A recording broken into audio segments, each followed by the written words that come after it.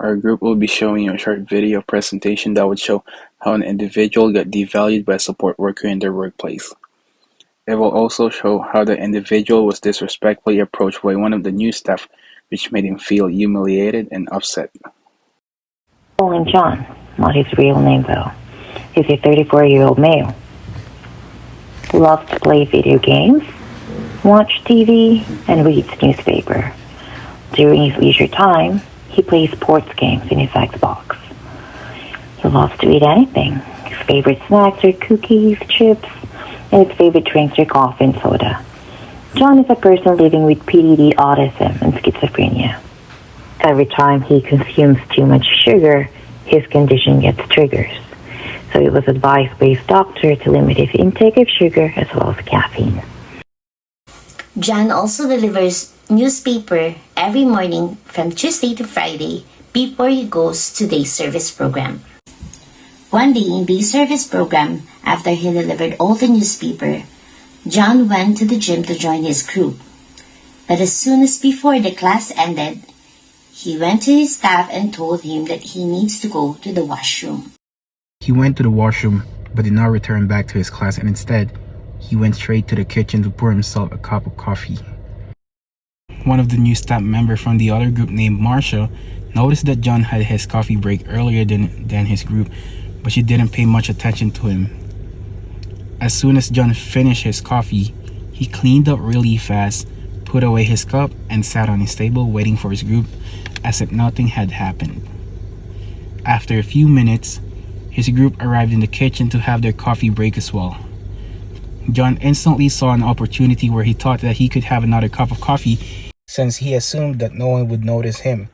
So he went to the counter to pour himself another cup of coffee. But little did he know, Marsha was watching him. Out from the crowd, she loudly called John's name to stop him from pouring another cup of coffee. She went right up to him and said, You can't have another cup of coffee, mister. You just had your coffee a while ago. Go back to your table. If you're thirsty, drink water. The scene caught the attention of everybody in the room. John went so red as he headed back to his table, feeling so sad and hurt and upset. Marsha makes a good point, and she's just concerned. But her approach at that time was not right. It makes John feel humiliated in the crowd. What she should have done is to talk to John, person to person, in private about what he did.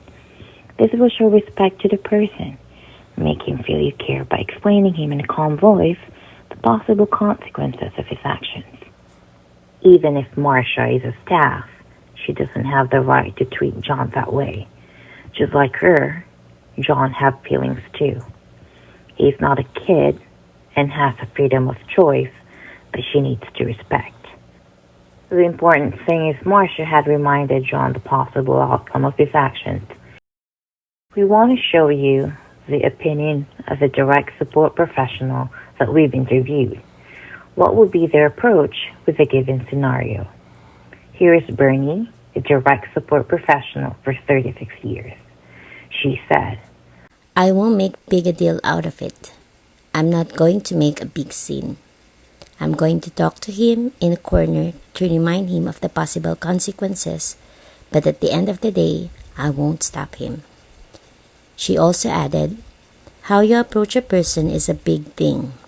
You have to be aware of the tone of your voice, hand gestures, and facial expressions, because they read us too. Their attitude will depend on the vibe you're giving them.